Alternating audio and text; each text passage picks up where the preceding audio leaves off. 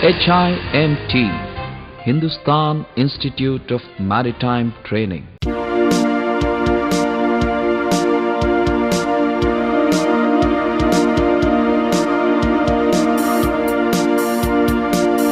Good morning, gentlemen. My name is Jamal. I am a graduate electrical engineer and chief engineer for steam and motor vessels. I have sailed on high voltage vessel as a second engineer and chief engineer. I have been instructed by HIMT to take this topic on cables of medium and high voltage ships. So today we will be dealing the requirement, the properties and the laying up of the cables of cargo ships as well as tankers and LNG or LPG gas carriers. So we will have, followed by my lecture, we will have videos for you to see how the cables are,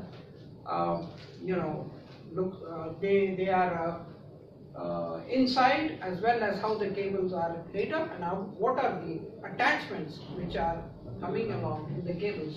The cables are manufactured as per the class requirements, which again the class which is uniform agreement by all the classes that they will agree to the IACS technical regulations of the cables, ships cables.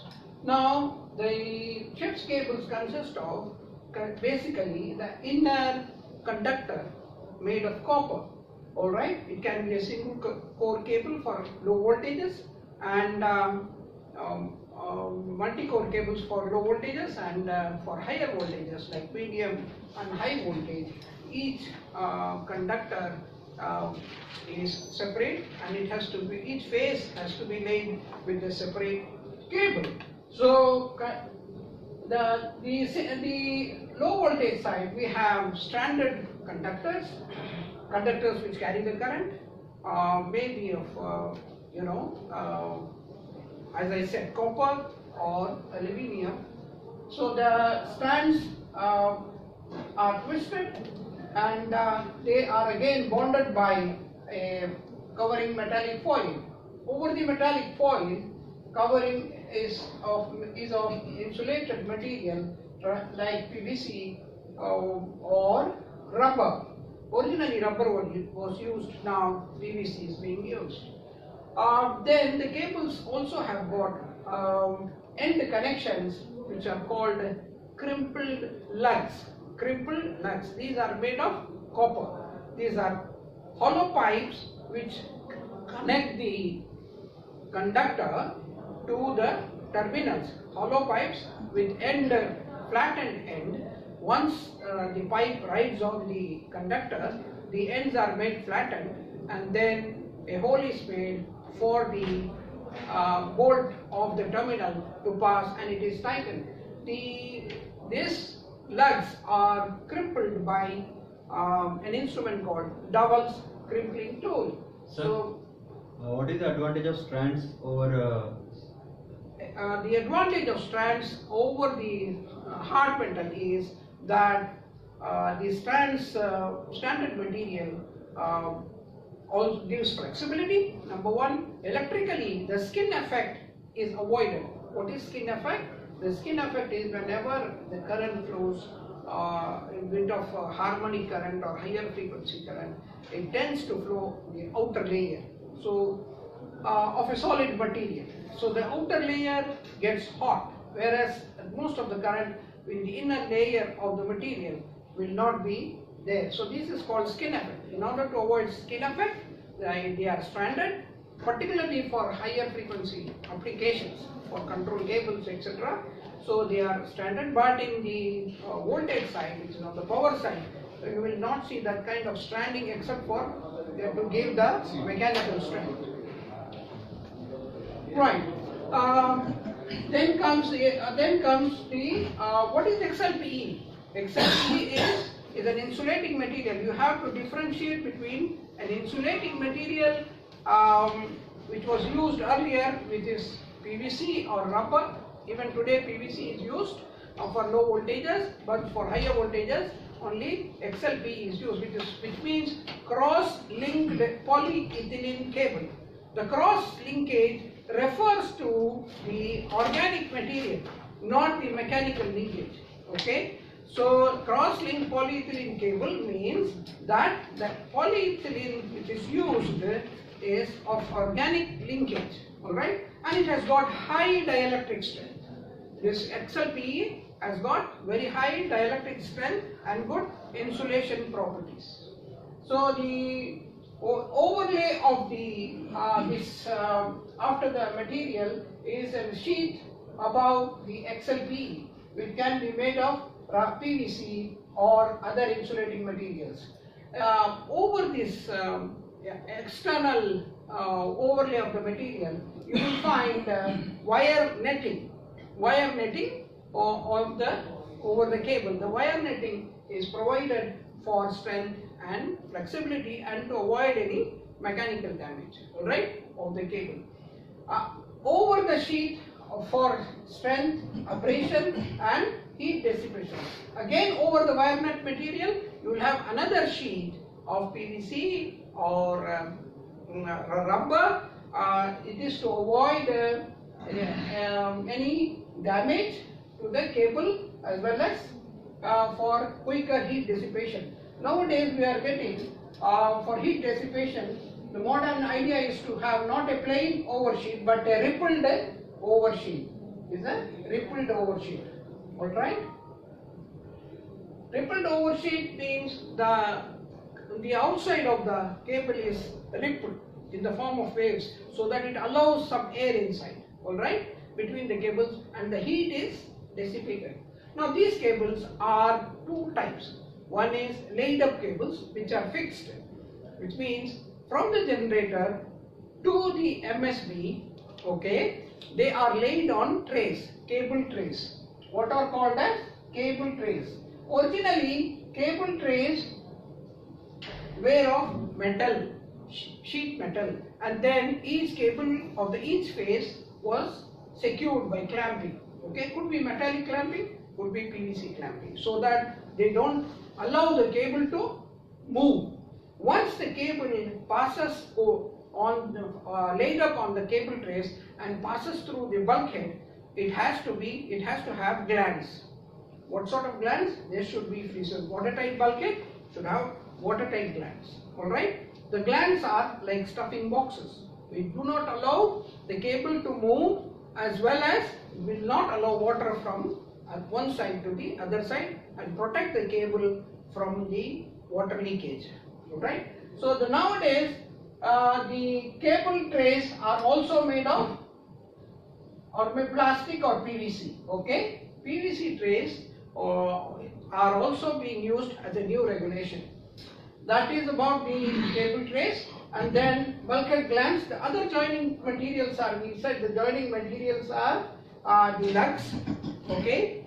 Then the joining lugs, separate joining boxes are available for medium voltage and high voltage cables. You cannot join a cable just like that because of the reason of the voltage jumping or the voltage leakage to the metallic part, another metallic part, maybe a tray or maybe some bulkhead. So in order to avoid that, any joining of the cables, medium voltage and high voltage, has to be done in a proper joining box which consists of glands. It may be a PVC box or it may be a metallic box. Okay, so that is about the joining glands and connection glands.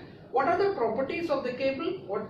These should have high conductivity, low resistance. The conductivity means the flow of the current should be maximum, which means the density of the current. The density of the current flowing, if you have a 2 mm cable of copper, we expect about, for a 2 mm cable, we expect about 2 mm copper. Okay? We expect about 20 or more amperes should flow into that. Once, if that flows as per the regulations, then we say it has got good good conductivity and low resistance. Unless it has got low resistance, so it cannot, then what it will have, the I square R loss will be more, heat loss will be more, and then it will get heated up and then it will melt. So good conductivity means that it should conduct a rated current without getting melted, without getting melted. So it's so you understand this, the difference between conductivity, which means the copper has got very good conductivity, as well as aluminium also has got good conductivity. Even iron has got conductivity, but it's relatively low conductivity. So that is why we need good conductivity for the conductor, low resistance for the conductor of the cable, and then that is the property. Dielectric strength is the property of the insulator. Okay? Dielectric strength is the property of the insulator. It is not the property of the conductor. Okay? When we talk of conductor, we need the low resistance. We need high conductivity. We need less impurity in the and good finishing of the conductor, so that the also to avoid skin effect, we are stranding it. Okay, so the conductor should have the negative charge flow very easily. All right, inside the conductor. All right, not to be concentrated. We want the density of the current to be even. Density of the current means the current flowing to be even all around the area of the conductor. So these are the qualities of the conductor. Now coming back to insulator, which is XLPE or PVC or rubber insulator, they should have good dielectric strength, good insulation properties. That is why we said dielectric strength for high for insulator and conductivity low for cable cut. All right. Now that normally the general behavior of the cable is to have low inductance. We expect low inductance, and there is high capacitance in the cable. High capacitance, why? Because when you impress a voltage, say 400 volts, you give it to the cable and leave it. After removal of there are some charges in the cables, because how can we check these charges?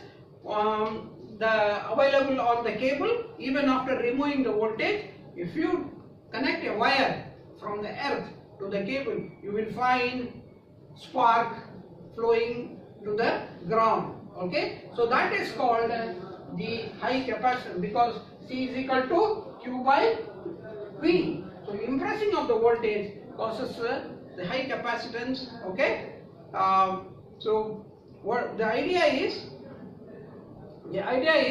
that the cables, that is why the cables, when you are working on it, even if it is dead, it has to be discharged. What do you mean by discharge? Earthing. Okay, that's why you're working on the cables for insulation testing or for any other continuity testing purposes. What is continuity testing of the cable? No, current can flow in. That the current is flowing from this end to the other end continuously, and there is no any intermittent disconnection of the conductors or damage. Now, having said that, similar property exists with insulator also. What happens with the insulator? It loses its insulation value over the long period of time or during manufacture. Okay, so when this happens, that the insulation is damaged, then the current from the conductor tries to flow through this damaged part of the insulator to the earth, or the metallic part of the ship. Right? So these are the bad qualities of the insulator. That is, there may be a defect in the insulator itself during manufacture, or somebody may have punctured it, or weather might have affected it. So the insulator, what happens is it gets cracked or damaged, or even the heat of the conductor. If you are supplying 60 amperes to the windlass, so the deck cable is subjected to I square R, which means I square is 60 square into R is the resistance of the entire cable. So the heat has to go somewhere. So it may the heat may damage what? Two things. Damage the insulator first, because the melting point of the insulator is less. So once it damages the insulator, then the current flows to the earth. Once the current starts flowing to the earth, the conductor also gets damaged. So normally it is advised to do the insulation Megger test for the cables also. For long cables, from the generator to the terminal box, as well as from the distribution box of the deck cargo, of the deck power supply to the windlass or aft mooring winches, all these cables have to be tested for insulation. Okay, this is the normal method on board the ship. You take the insulation reading of the longer flowing cable. Now, having said that, the control cables are also subject to some stricter regulations. The class will expect now, since 2014 or 2016, the class will expect these control cables, the computer cables, as another cables also to be class verified or type tested by the class. That we will see when we come back to the class requirements of the cable. Now, what are the tests which are to be carried out for the cables before buying the cable?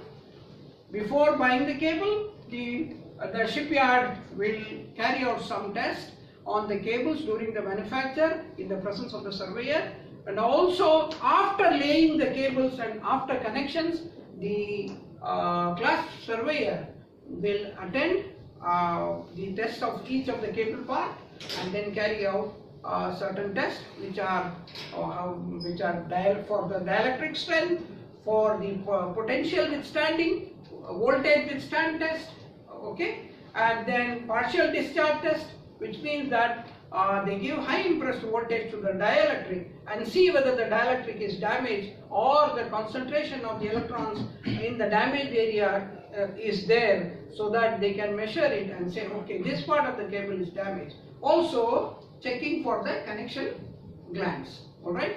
So the cable goes through a number of process during manufacture, process and test after manufacture, as well as after laying down on the ships, as well as periodically on the ships. Okay. So the cables are very important element of the ships. So what are the types of the cables? Once the cables are laid up, nobody is going to touch them. They are only going to move. They are only going to move when there is rough weather or somebody moves them. All right, when some repairs are carried out for the bulkheads of this thing. So these are once laid up. These cables, whether high voltage or medium voltage, these are called laid up cables. So each phase of the cable should be separately clamped, as I said, and they are fixed on fixed on what? Trace. Trace can be vertical, trace can be horizontal also. So trace nowadays they are allowing PVC trace, as well. Olden days we had the metallic trace, PVC trace. Now there is another type of cable which is used for the cranes. It is getting rolled on drums. Similarly for lifts, the cables are laid loose. So what this type of cable? This type of cables are called trailing cables. What are they called? Trailing cables. These have extra mechanical strength because they are moving always. Either moving on the cable reel or cable drum, or they are moving up and down on a lift. So the name is the qualities of the cables, the properties are the same, except the mechanical quality which is required for reeling on the drum, okay, as well as for the lift, the quality required for bending. Now, whenever a cable passes through a bend on a train, it has some rules. It has some rules for bending. You cannot bend a cable similar to as you cannot bend a pipe as you like. If you do that, what happens? The pipe will Crack. Similarly, the cable will also crack. So there are rules and regulations for bending. Possibly it is the same rule. It is 4. If the diameter is, if the radius is r, then the side of the angle of the bend should be somewhere around more than 4r. Okay. So these are the qualities. These are the requirements of the cables. And now we will get into the videos of the regulations, IACS rules, etc., and the test, what is the required for the periodic maintenance for marine engineers, what they should be doing with how they should be testing with the cables. Okay.